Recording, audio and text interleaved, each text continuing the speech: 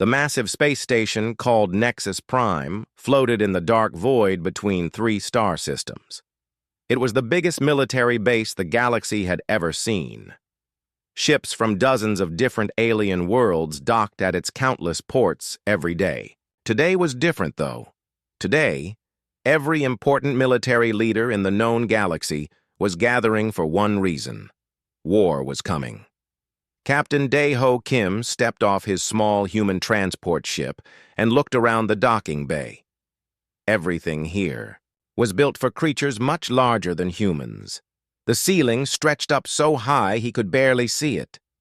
Other beings walked past him without even noticing he was there. Some had 4 arms, others had crystal skin that sparkled under the bright lights. A few floated in the air without touching the ground at all. Dae-Ho was used to being ignored. Humans had only joined the Galactic Coalition 3 years ago. Most species still thought of them as the new kids who did not belong. He straightened his simple gray uniform and walked toward the main meeting hall. The corridor was full of alien, soldiers talking in their own languages. Their words sounded like music or grinding metal or ocean waves. Dae-Ho could understand some of it thanks to his translation device, but most of the conversation stopped when the speakers saw him coming. Commander Vexatal was already in the war room when Dae-Ho arrived. The Chronari leader stood 8 feet, tall and looked like he was made of living crystal. His body caught the light and threw rainbow patterns on the walls. When he moved, his crystal plates clicked together like wind chimes. He had been leading galactic military operations for over 200 years. His people had never lost a major war. Vextal noticed Dae-Ho enter, and his mandibles moved in what humans had learned was Chronari laughter. He turned to speak with General Korth of the Veltar Empire. The Veltar looked like giant insects with silver wings, but they were known across the galaxy for their incredible intelligence. "Look at the small flesh creature," Vextal said, not caring that his translator was loud enough for everyone to hear. "It walks into a room of warriors like it belongs here." General Korth's compound eyes focused on Dae-Ho for a moment. "Perhaps it is lost. Human ships are known to have poor navigation systems."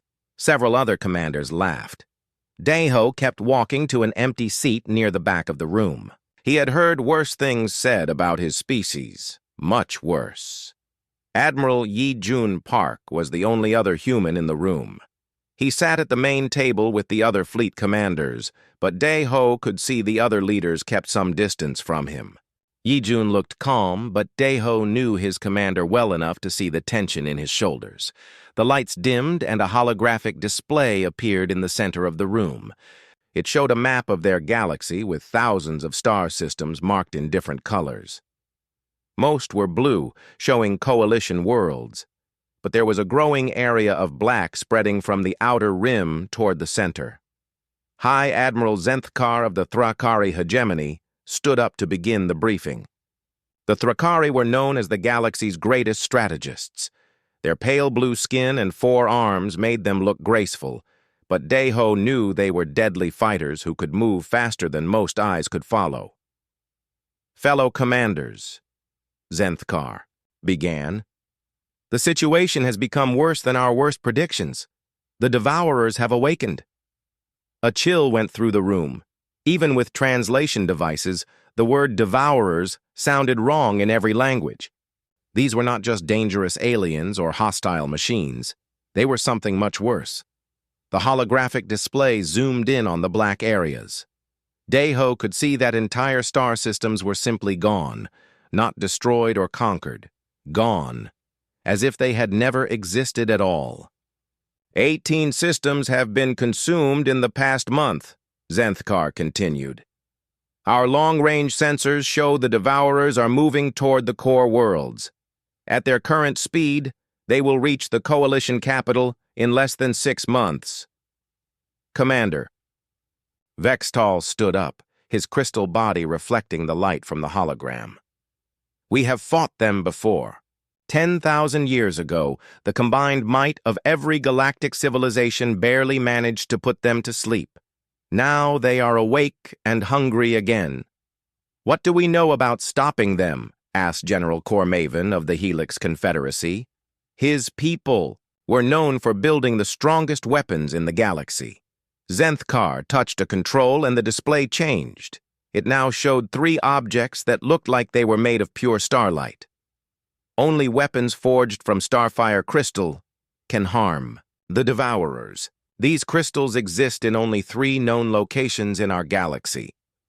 The room fell silent. Everyone knew about Starfire crystals from old legends, but most thought they were myths.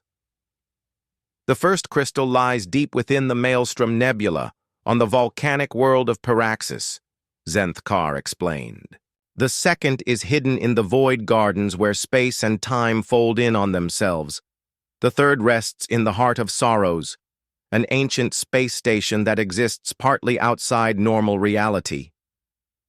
Vextal made a sound like breaking glass.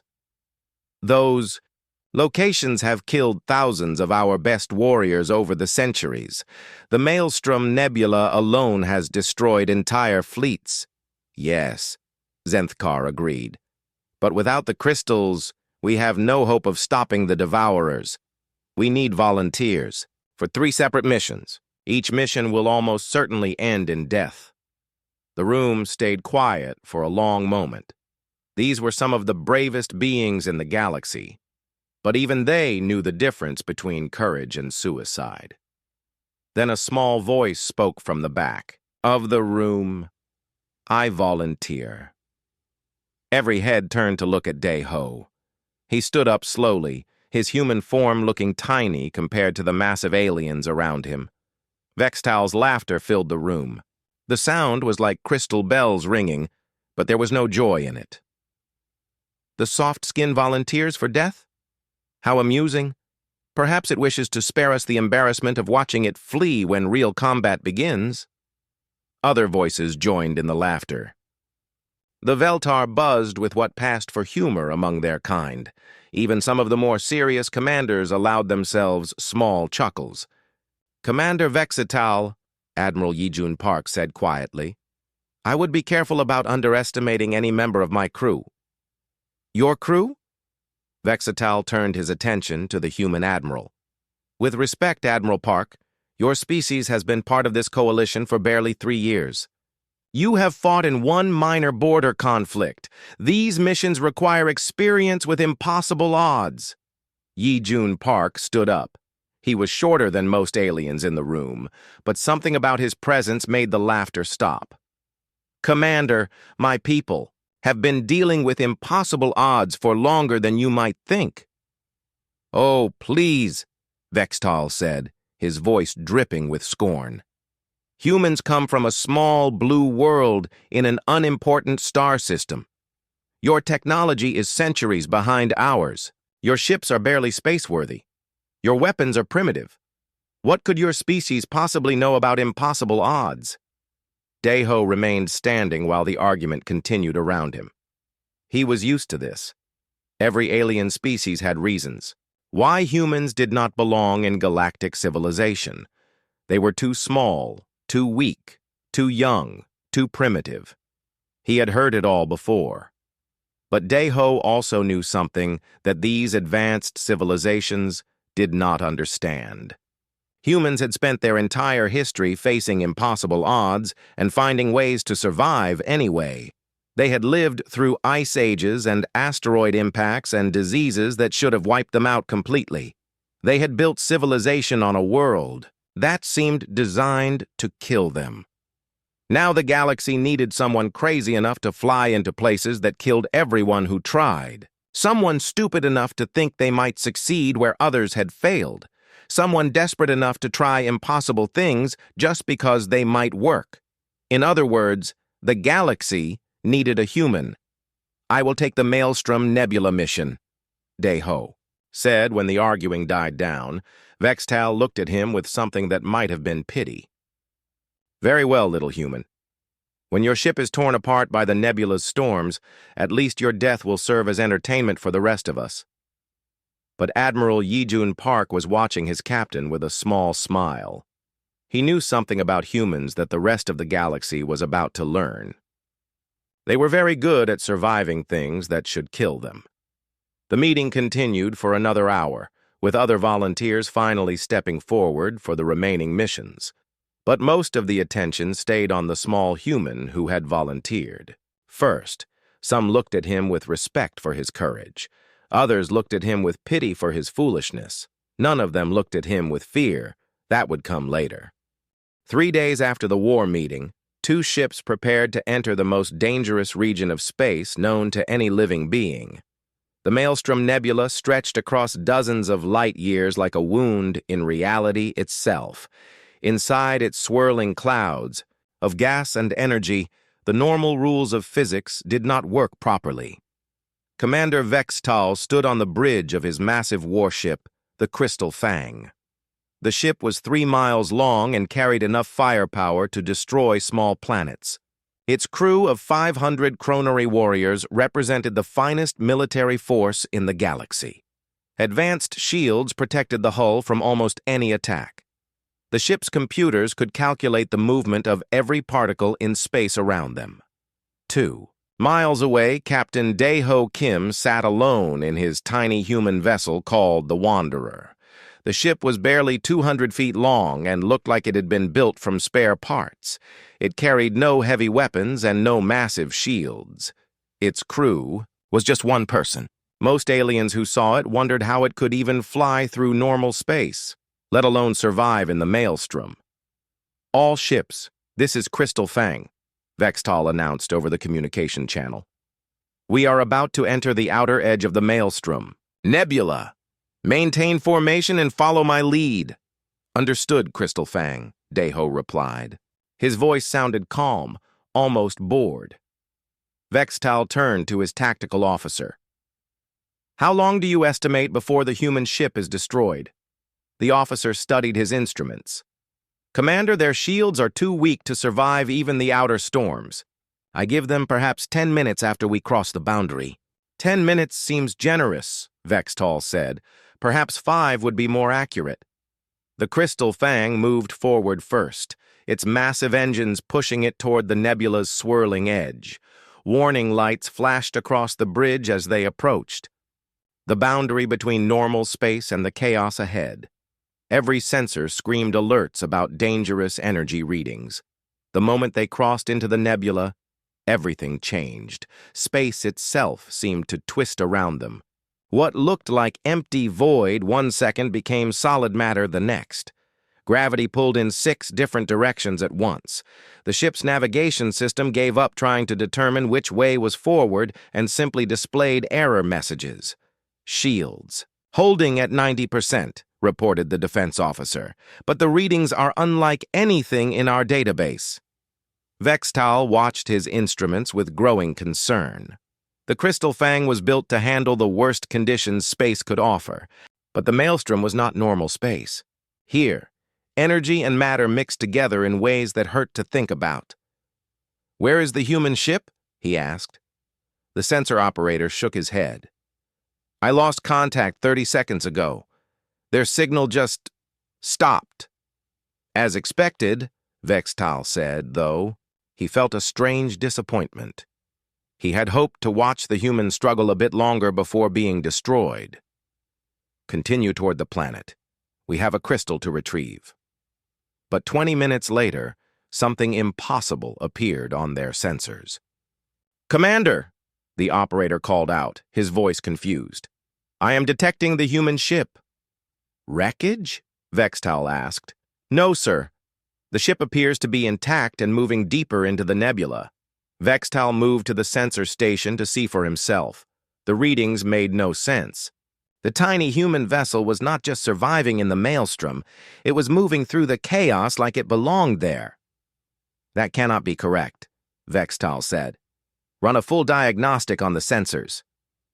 While the Chronari crew worked to understand what they were seeing, Dae-ho guided the Wanderer through the impossible maze of the nebula. His ship twisted and turned through gaps in space that closed a second after he passed through them.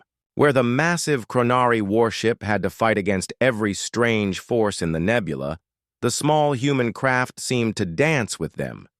The difference was in how they approached the problem.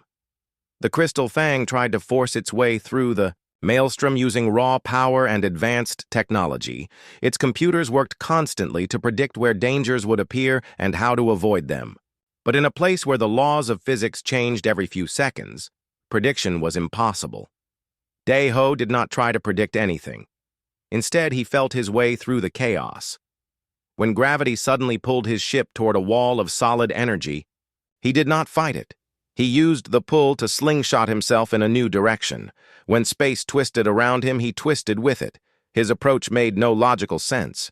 No computer could calculate what he was doing because his actions seemed random. But they were not random. They were something much more dangerous than random. They were intuitive. "Sir," the chronary sensor operator said, "the human ship just passed through a region that should have torn it apart at the molecular level." Vexatal watched the display in growing amazement and anger. The Crystal Fang was struggling to make progress through the nebula's outer layers. Their massive shields were down to 60% power and falling. Meanwhile, the primitive human vessel was somehow racing ahead of them toward the planet at the nebula's heart. "Increase speed," Vextal ordered. "Commander, our shields cannot handle more stress," the tactical officer warned. "I said increase speed. I will not be shown up by a barely functional human craft." The Crystal Fang pushed deeper into the maelstrom, its powerful engines straining against forces that tried to tear it apart. The crew worked frantically to keep all systems running as space bent and twisted around them. What should have been a straight path to the planet became a maze where every turn led to new impossibilities. Hours passed before they finally reached the volcanic world of Paraxis. The planet hung in the center of the nebula like a burning eye.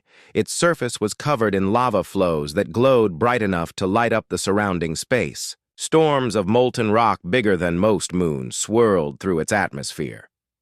As the Crystal Fang struggled to find a safe orbit, Vextal's sensors detected something that made his crystalline blood run cold. The human ship was already there, sitting in a stable orbit around the deadly planet. "How long has it been there?" Vexatal demanded. "According to our readings, at least 2 hours," the sensor operator replied quietly. 2 hours. The human had reached the planet 2 hours before the Crystal Fang, despite starting the journey at the same time. Somehow, the tiny vessel had navigated the maelstrom's dangers faster and more efficiently than the most advanced warship in the Chronari fleet. "Open a communication channel," Vextal ordered. "Crystal Fang, this is Wanderer," Dae-ho's voice came through clearly. "Glad to see you made it safely through the nebula. Ready to head down to the surface?" "Human," Vextal said, his voice tight with barely controlled emotion. "How did you reach the planet before us?" There was a pause before Dae-ho answered. "I took a shortcut." "What shortcut?" "We followed the same route." "I guess we have different ideas about what the same route means," Dae-ho said. "Should we discuss this later? The planet's storms are getting worse. If we want to reach the surface, we need to go now." Vextal looked at his tactical displays. The planet below them was indeed showing increased volcanic activity. Massive eruptions were throwing molten rock into orbit. Windows of opportunity for landing were becoming fewer and shorter. But he could not stop thinking about what he had just witnessed. The human ship had not just survived the journey through the maelstrom. It had thrived in conditions that challenged the best technology the galaxy had to offer. The small vessel had moved through impossible dangers like they were not even there. "Prepare the landing shuttles," he ordered his crew. Then he opened the channel to the human ship again.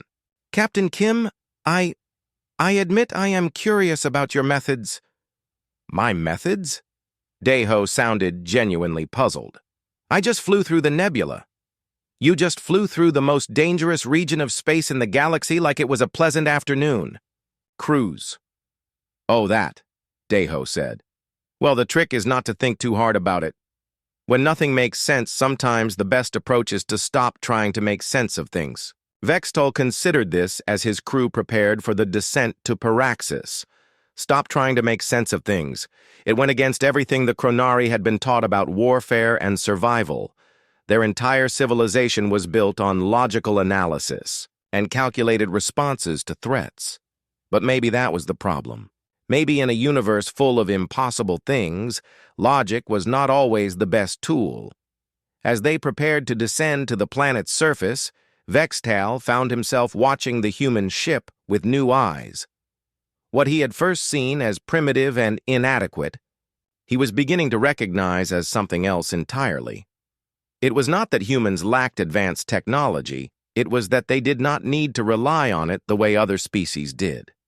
They had something else, something that no computer could calculate or predict. They had the ability to adapt to anything, and in a universe full of impossible dangers, adaptation might be the most powerful weapon of all. The surface of Paraxis was like stepping into the heart of a dying star. Rivers of molten lava flowed between mountains that spat fire into the red sky. The ground shook constantly as volcanoes erupted in the distance. The air itself seemed to burn, filled with gases that would kill most living creatures in seconds.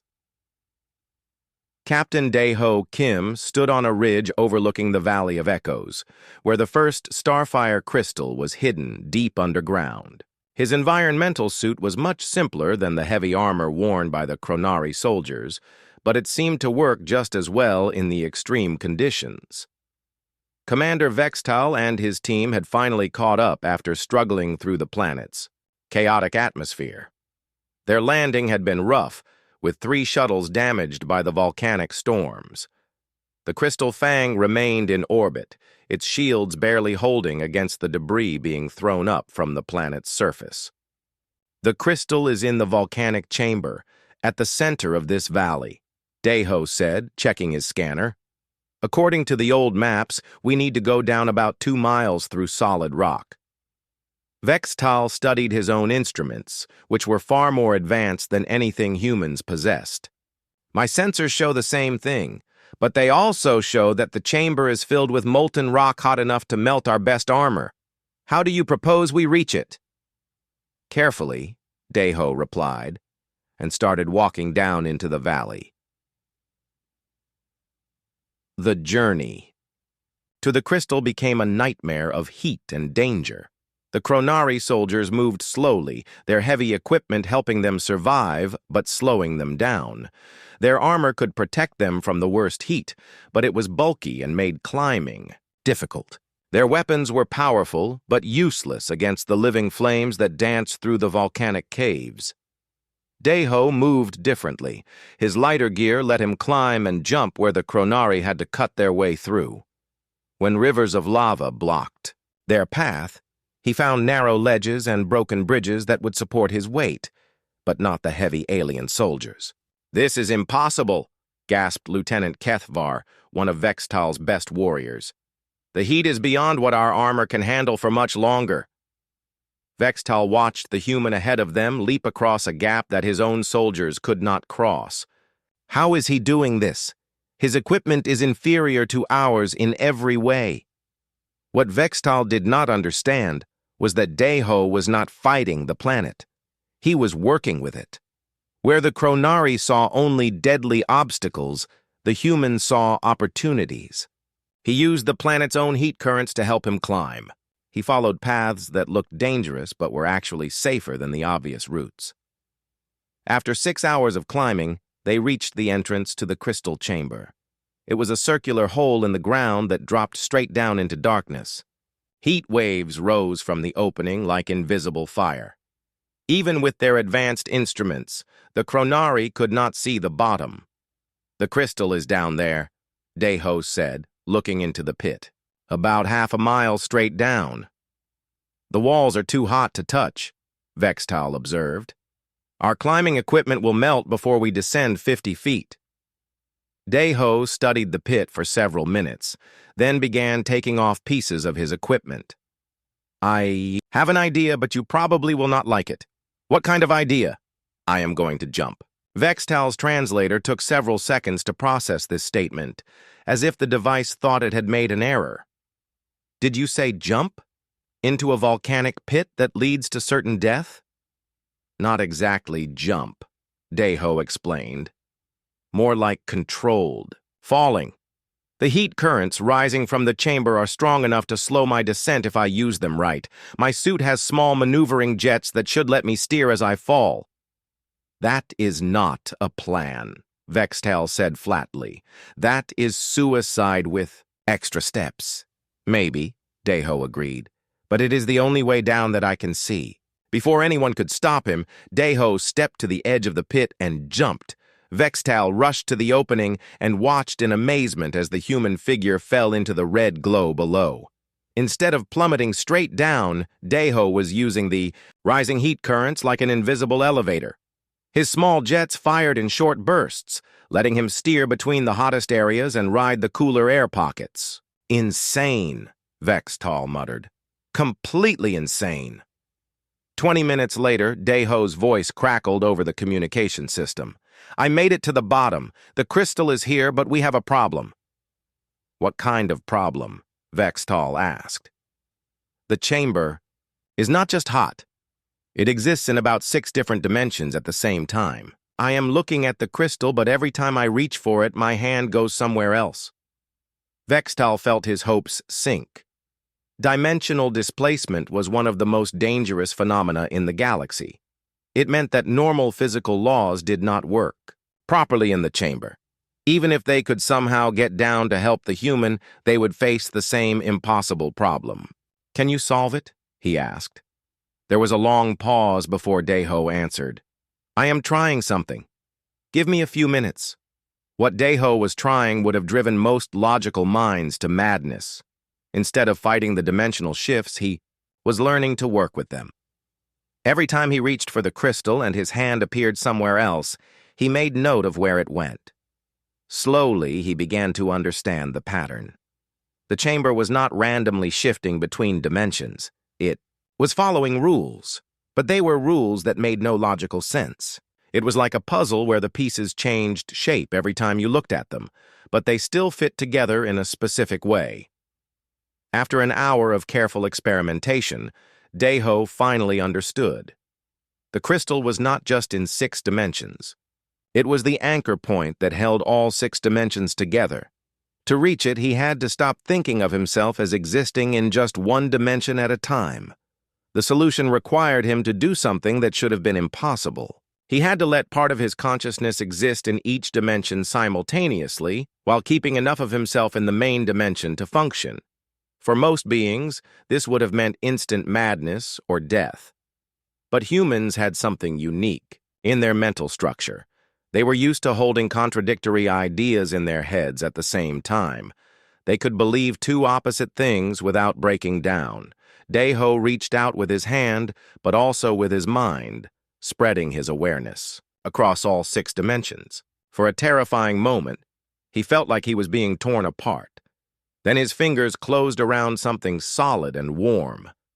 The starfire crystal was about the size of his fist and seemed to contain the light of a small star.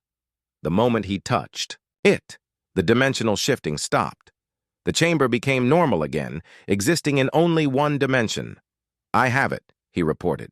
1 crystal secured. Getting back to the surface took another 3 hours. But Deho managed to climb out using the same heat currents that had carried him down. When he finally emerged from the pit, the Chronari soldiers stared at him like he had returned from the dead. Commander Vextal took the crystal with shaking hands. It was warm to the touch and seemed to pulse with its own heartbeat. This is really one of the legendary starfire crystals. You actually retrieved it. That was the easy part, Deho said, breathing heavily from his climb. Now we need to get the other 2. Easy part? Vextal looked at the human with new understanding. Captain Kim, what you just accomplished should have been impossible.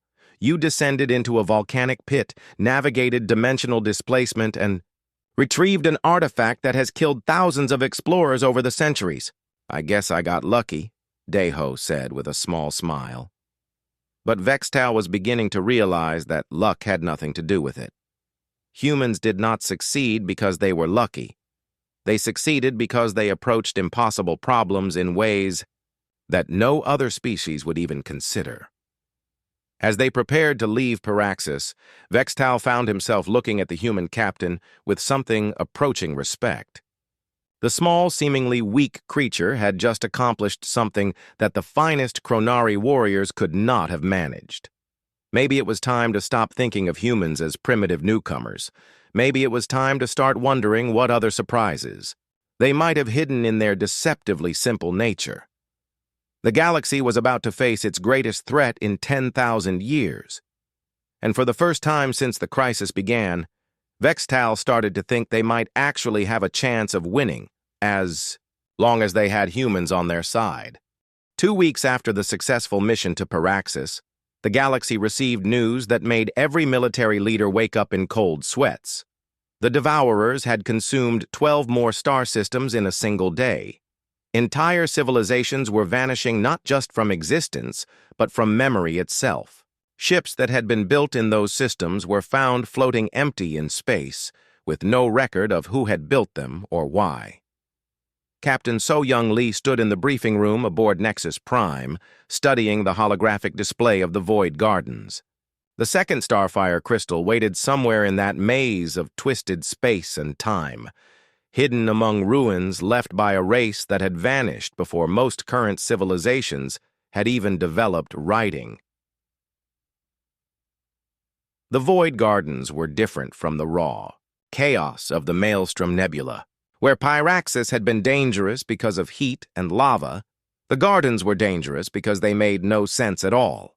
Space folded back on itself in impossible ways. Time moved in circles. Travelers could find themselves meeting their own, past or future selves, which usually drove them insane. Commander Vextal watched So-Young prepare for her mission with emotions he had never felt before. After witnessing what Captain Daeho Kim had accomplished on Paraxis, the Chronari leader found himself actually worried about the small human female who was about to venture into one of the deadliest regions of space. "Captain Lee," he said, "perhaps we should send a larger force with you. The Thrakari have offered their best stealth specialists." So-Young looked up from her star charts. "Thank you for the offer, Commander, but I work better alone. Too many people in the Void Gardens just means more chances for something to go wrong." "The Thrakari have attempted this mission 17 times, Vextal reminded her. "Their teams were the finest assassins and scouts in the galaxy. None of them returned." "I know," So-Young said quietly. "I studied their mission reports. That is how I know what not to do." Admiral Yijun Park entered the briefing room as So-Young was making her final preparations. The human commander looked tired, but there was something in his eyes that Vextal was learning to recognize. It was the look humans got when they were about to do something impossible. "Captain Lee," Admiral Park said, "remember what we discussed about the nature of paradoxes. Do not try to solve them," So-Young recited. "Accept them and work around them." "Exactly. The gardens will try to trap your mind in logical loops. Other species get caught because they try to understand the contradictions. Humans have an advantage because we are used to living with things that do not make sense." Vextal listened to this exchange with growing confusion. "What do you mean, used to living with contradictions?" Admiral Park smiled. "Commander, humans spend their entire lives believing contradictory things. We believe in free will and fate at the same time. We act like our lives matter while knowing the universe is too big for any individual to be important.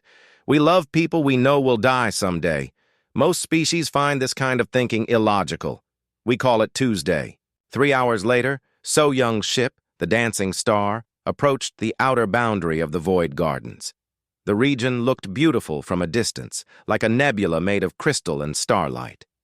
But appearances in the gardens were always lies. The moment her ship crossed the boundary, reality became optional. So-Young found herself flying through a corridor of space that was somehow both 1,000 miles wide and 3 feet across. Her instruments showed her moving forward, backward, and sideways all at the same time.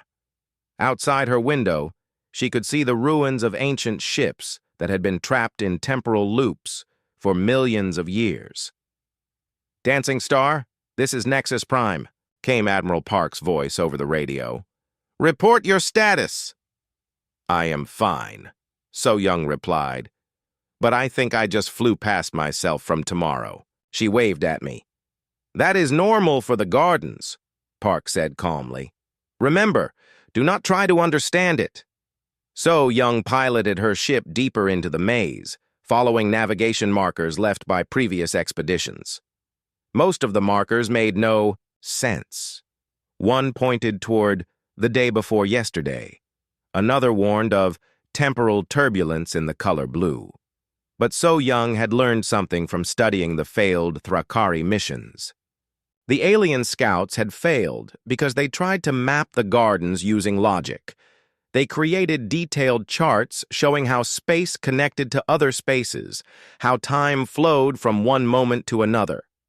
When the Gardens changed these connections, the scouts became lost. So Young was not trying to map anything. Instead, she was following her intuition, making turns that felt right even when they led her through solid walls or backward through time. When her ship's computer told her she was flying into a dead end, she ignored it and kept going. When her instruments said she was about to crash into a planet that did not exist, she flew straight ahead. After what felt like hours but measured as -7 minutes on her clock, she found the ruins where the second crystal was hidden. The ancient city floated in a bubble of normal space, surrounded by temporal storms. Buildings made of unknown materials twisted through dimensions that hurt to look at directly. In the center of the city stood a tower that was somehow taller than it was tall, if such a thing was possible. So Young landed her ship and began exploring on foot. The city was full of traps designed by minds that thought in ways no current species could understand. Hallways led to rooms that contained themselves. Stairs went up and down at the same time. Doors opened into yesterday, but the human captain had an advantage that the ancient trap builders had not expected. She did not try to understand their logic. When she came to a door that was locked from the inside of a room that was bigger on the outside, she did not waste time figuring out how this was possible. She just climbed through the keyhole, which was somehow large enough to walk through while being too small to see. In the tower's highest basement, she found the second Starfire crystal resting in a box made of crystallized time. The box was locked, with a puzzle that required the solver to answer a question that had no answer. What is the sound of silence in the color of darkness? The Thrakari scouts had spent years trying to solve this riddle using logic and mathematical analysis. So Young looked at it for about 30 seconds, then said, "Purple," and the box opened. The crystal inside was similar to the first one, but felt different somehow. Where the Pyraxis crystal had been warm, this one was cool to the touch. It seemed to hum with a sound that was felt rather than heard. "Crystal secured," she reported back to Nexus Prime. "Outstanding work, Captain," Admiral Park replied. "Begin your return journey immediately." The trip back through the Void Gardens was even stranger than the journey in. So Young found herself flying through space that tasted like music and time, that moved in spirals. At one point, she passed a younger version of herself just entering the Gardens and resisted the urge to warn her about the temporal storms ahead. When she finally emerged from the Gardens and docked at Nexus Prime, Commander Vextal was waiting for her personally. The massive Kronari leader had something new in his crystalline features. Respect. "Captain Lee," he said formally, "you have accomplished something that 17 teams of our finest specialists could not. How did you succeed where they failed?" So Young thought about this as she handed over the second crystal. "I think the difference is that I did not try to beat the Gardens. I just let them be weird and found ways to work with the weirdness." Vextal held the crystal up to the light, watching it pulse with its own inner glow. "Your species continues to surprise me. You approach impossible problems with methods that make no logical sense, yet somehow you succeed. Commander, so young, said with a tired smile, if we only did things that made logical sense, we would still be hiding in caves on Earth waiting for the weather to get better. As news of the second successful mission spread through the coalition, something unexpected began to happen. Other species started looking at humans differently. The small, seemingly primitive race was no longer seen as the new kids who did not belong. They were becoming the ones everyone looked to when facing impossible odds. But the hardest mission still lay ahead. The third Starfire crystal waited in the heart of Sorrows, a place so dangerous that most species refused to even speak its name out loud. And somewhere in the dark spaces between galaxies, the Devourers were growing stronger and hungrier with each world they consumed. Time was running out for everyone. The Heart of Sorrows was a space station the size of a small moon, drifting alone in the void between galaxies. It had been built by the Ancients, a race so advanced they had learned to exist partially outside normal reality. Then, for reasons no one understood, they had simply vanished, leaving behind only their greatest creation. Colonel Min-Jun Ko studied the ancient station through his ship's view screen as he approached. The structure was beautiful in a way that hurt to look at directly. Its walls seemed to be made of crystallized emotion, shifting between colors that had no names. Towers twisted through dimensions that normal minds could not perceive, and at its heart, protected by layers of reality that folded in on themselves, waited the third and final Starfire crystal. Heart Station, this is Colonel Ko requesting permission to dock, he said into his radio, knowing there would be no answer. The station had been empty for 1,000,000 years. But something did answer. Not words, but feelings that appeared directly in his mind. Loneliness so deep it had weight, sadness that had been growing for eons, and underneath it all, a hunger for contact with living minds. Nexus Prime, this is Ko, he reported back to the Coalition Command. The station is aware of me somehow. Confirmed, Colonel, came Admiral Park's voice. Previous expeditions reported similar experiences. The station seems to be partially alive, though not in any way we understand. Commander Vextal's voice joined the communication. Colonel Ko, I want to stress how dangerous this mission is. The Heart of Sorrows does not just kill intruders, it absorbs their minds into itself. The few explorers we have recovered were found in catatonic states, their consciousness scattered across dimensions. I understand the risks, Min-Jun replied calmly. Beginning docking procedures now. As his ship approached the station's docking bay, reality began to shift around him. The bay was simultaneously too large and too small for his vessel. His instruments showed distances that changed depending on which sensor he used. But Min-Jun had learned from the experiences of his fellow captains. He did not try to understand the contradictions. He simply flew toward where the bay felt like it should be. The docking was surprisingly gentle.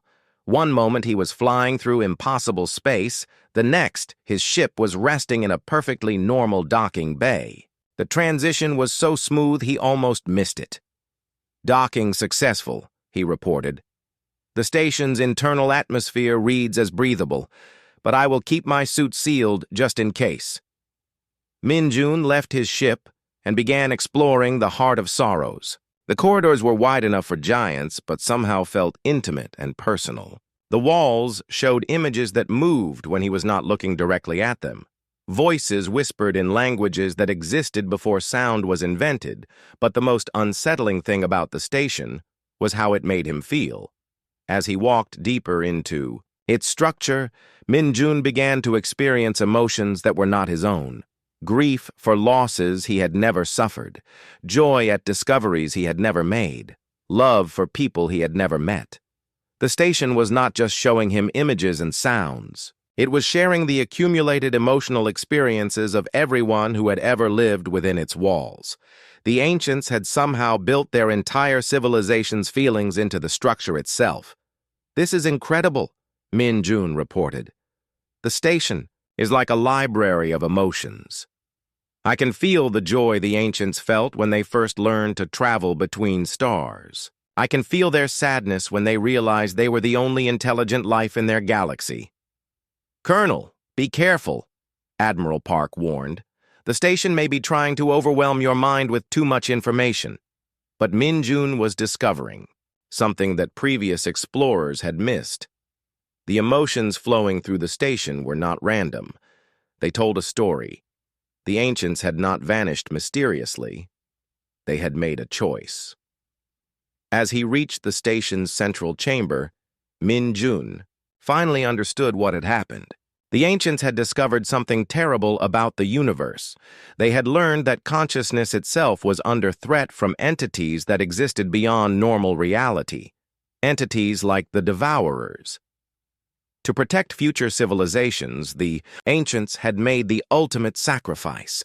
They had merged their consciousness with their greatest space station, becoming guardians who could watch over the galaxy even after their physical forms were gone.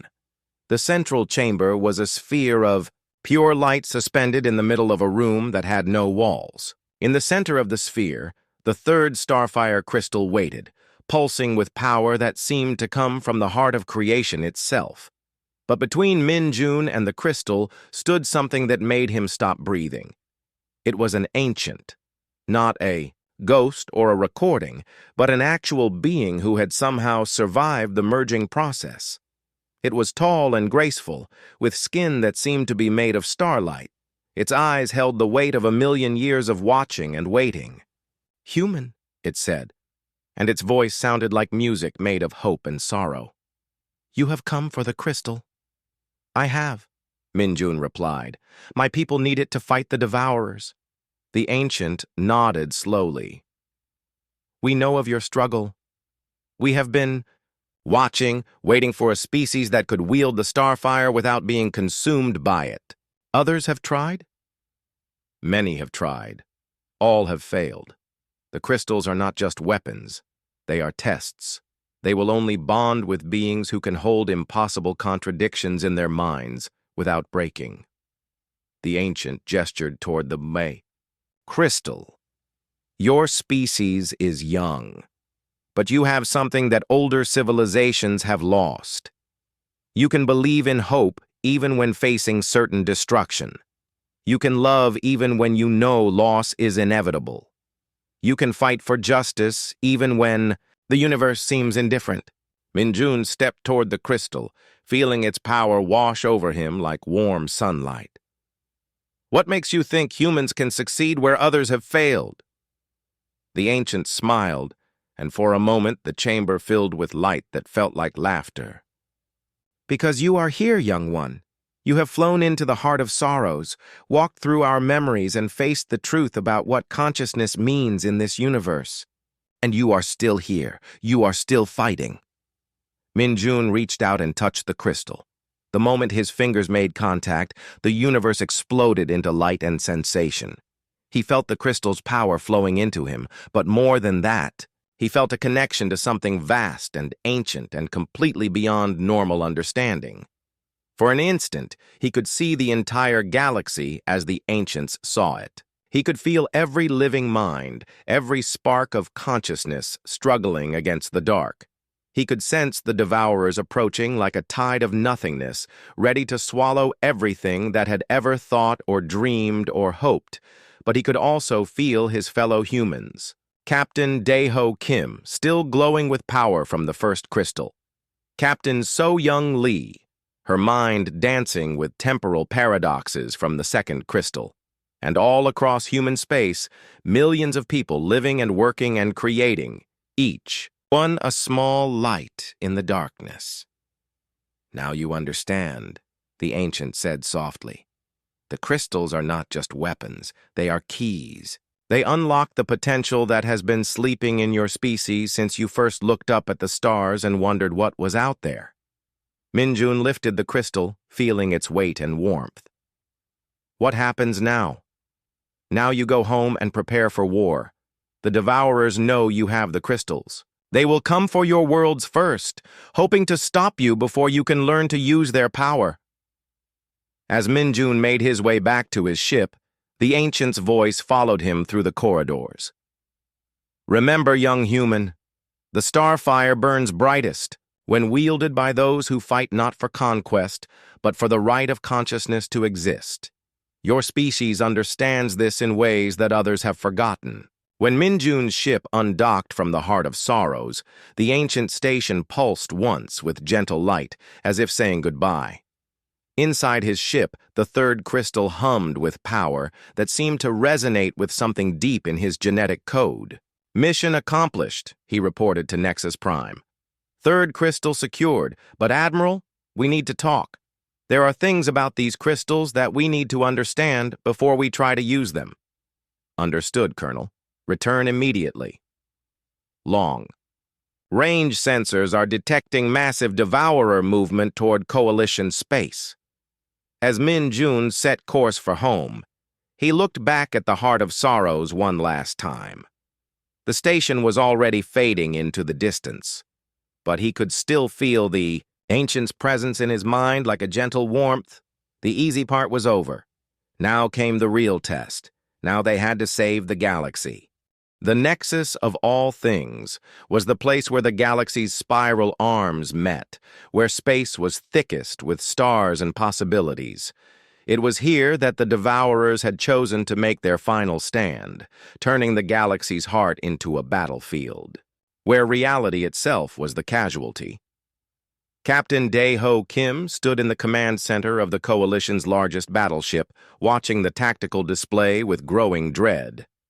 The screen showed thousands of ships from dozens of species, all converging on the same point in space.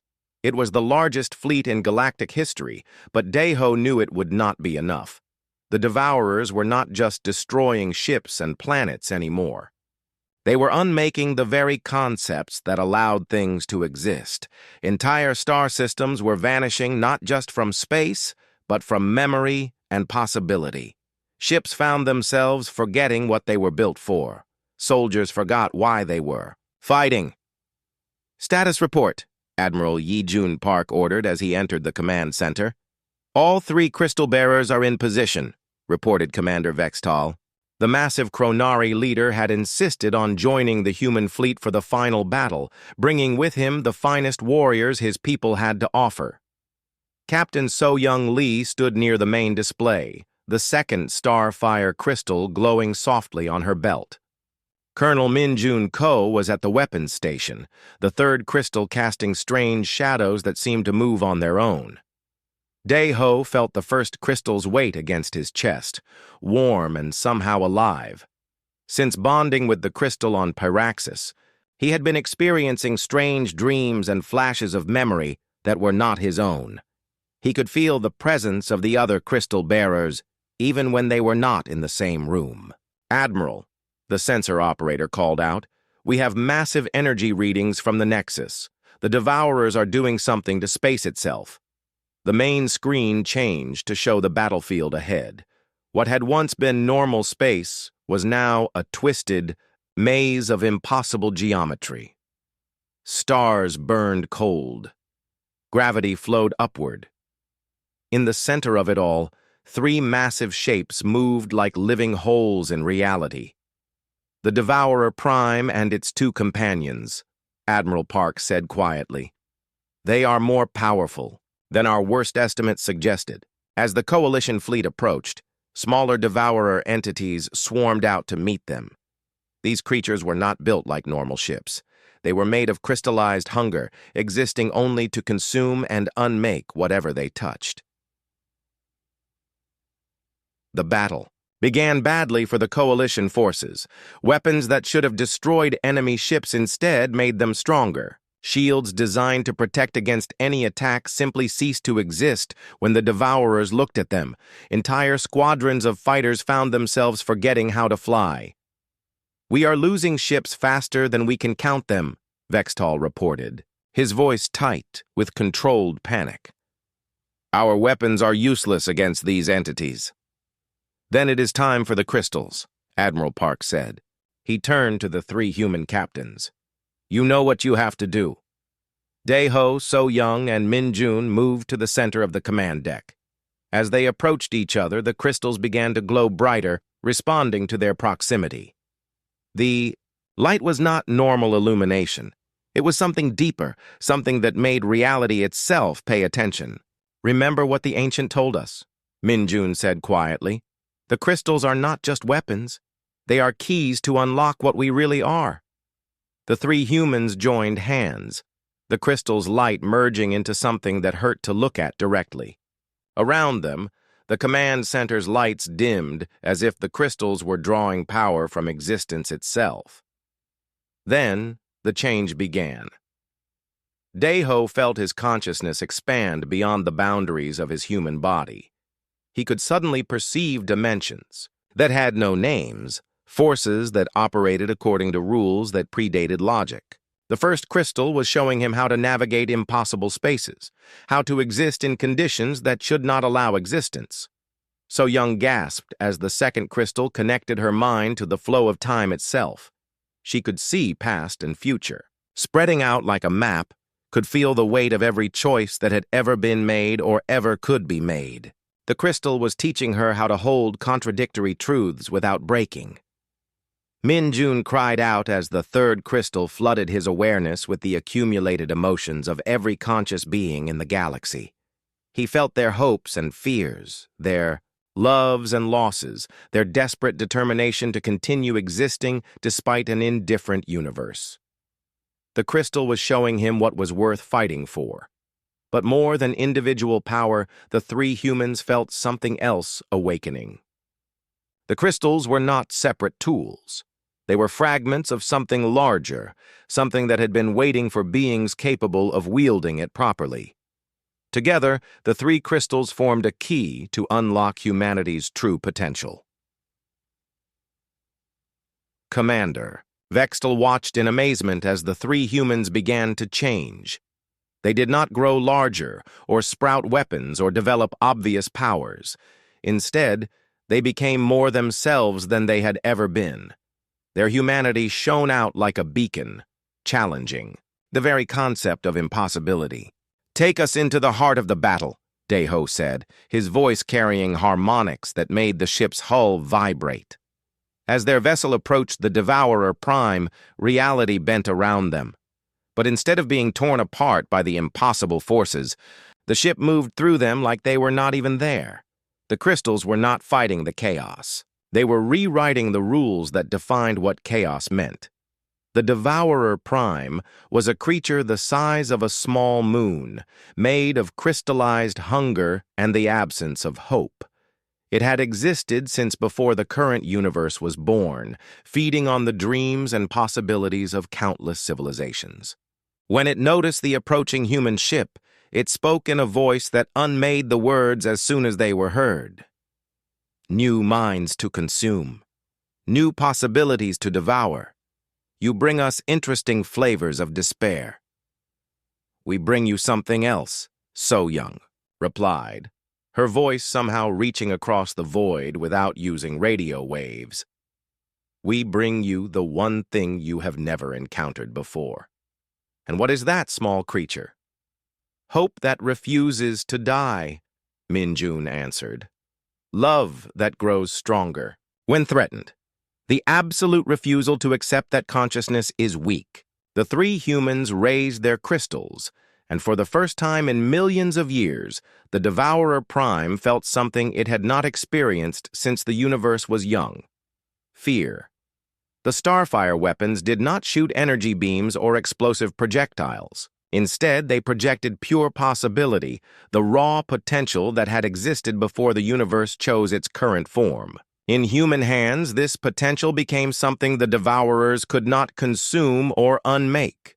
It became the fire of creation itself. The battle that followed was not fought with ships and weapons. It was fought with concepts and possibilities, with the fundamental forces that determined what could and could not exist. The Devourers tried to unmake the human ship, but found that it existed too strongly to be erased. They tried to consume the crew's minds, but discovered thoughts that were too stubborn to be digested. Impossible. the Devourer Prime raged. "We have consumed galaxies. We have devoured the dreams of gods. How do you resist us?" "Because we are human," Deho said simply. "And humans do not know how to give up." The three crystals pulsed with light that rewrote the laws of physics. The starfire burned through the Devourer Prime's defenses, not destroying it, but forcing it to remember what it had chosen to forget. The entity began to change, its crystallized hunger softening into something that resembled sadness. "We remember," the Devourer Prime whispered, its voice no longer unmaking words as it spoke them. "We remember what we were before the hunger took us. We were guardians once, protectors of consciousness in a young universe." The revelation struck the three humans like a physical blow. The Devourers had not always been destroyers. They had been corrupted by eons of exposure to the void between galaxies, their original purpose twisted into its opposite.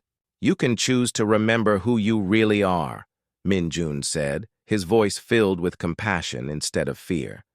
"The crystals are showing you that the hunger is not your true nature." Around them, the battle was changing. Other Devourer entities were stopping their attacks, confusion replacing their endless appetite. The smaller creatures began to shift and change, their forms becoming less alien and more familiar. "We have been lost for so long," another Devourer said, its voice carrying the weight of eons.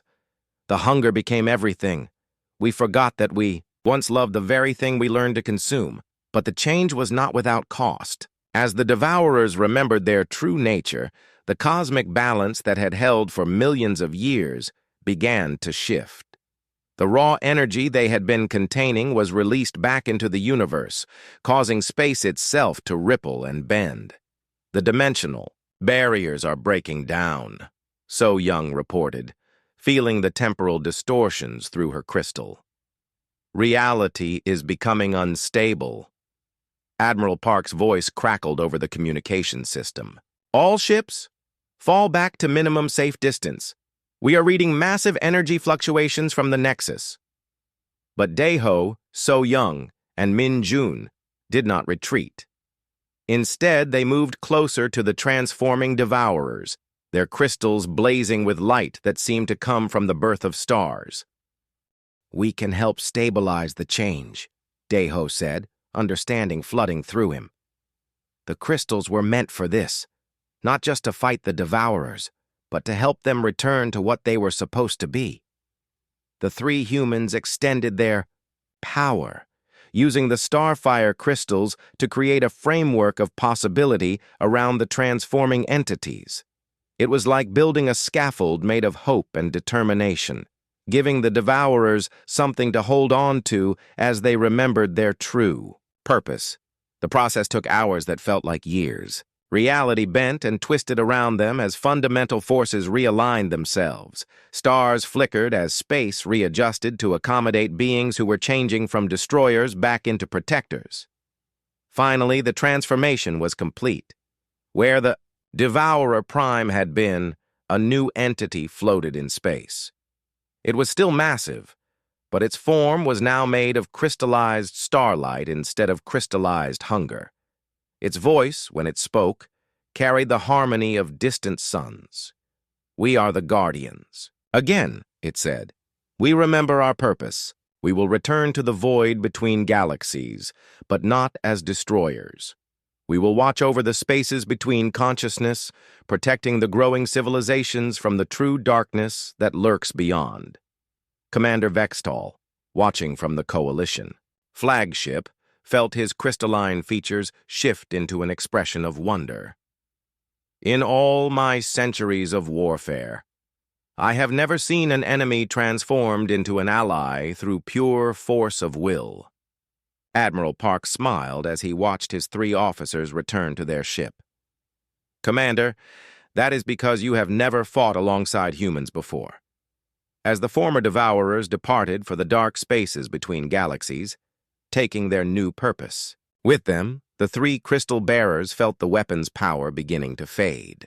The crisis was over, But more than that, something fundamental had changed in the galaxy. The crystals are going dormant, Minjun observed, watching the light fade from his weapon. Their job is done, So Young said. They were never meant to be permanent weapons. They were meant to teach us what we were capable of becoming. Daeho looked out at the stars, which seemed brighter now than they had before the battle. So what happens now? Admiral Park joined them at the observation window. Now we go home and help rebuild what was damaged. But more importantly, we help the galaxy understand what we learned today. What did we learn? Vextal asked, genuine curiosity in his voice. That the most powerful weapon in the universe is not technology or force or even magic, Admiral Park replied. It is the refusal to give up hope, even when hope seems impossible. Months later, as the galaxy began to heal from the crisis, Commander Vextal stood once again in a military briefing room. But this time, when Captain Daeho Kim entered, no one laughed. Instead, beings from dozens of species rose to show their respect. The small human captain took his seat among the greatest military leaders in galactic history, and no one questioned whether he belonged there, because the galaxy had learned something important about the species that called itself human. They were not the strongest, or the smartest, or the most technologically advanced, but they were the ones who would never stop fighting for what was right, no matter how impossible the odds became, and in a universe full of impossible things, that made them the most dangerous force of all. So, Vextal said as the meeting began, what new impossible mission do we have for our human specialists today? Daeho smiled. Commander, we prefer to think of them as challenges that just need a creative solution. Of course, Vextal replied, his crystal features reflecting something that might have been affection. I should have known better than to use the word impossible around humans. As the briefing continued, the Starfire crystals rested quietly in a secure vault, their job complete. They had taught one species to unlock their true potential, and through them had helped an entire galaxy remember what was worth fighting for. The crystals would sleep now, waiting for the next time the universe needed to be reminded that consciousness was not weak, that hope was not futile, and that sometimes the smallest flames burn brightest of all, the human flame, the fire that refuses to die.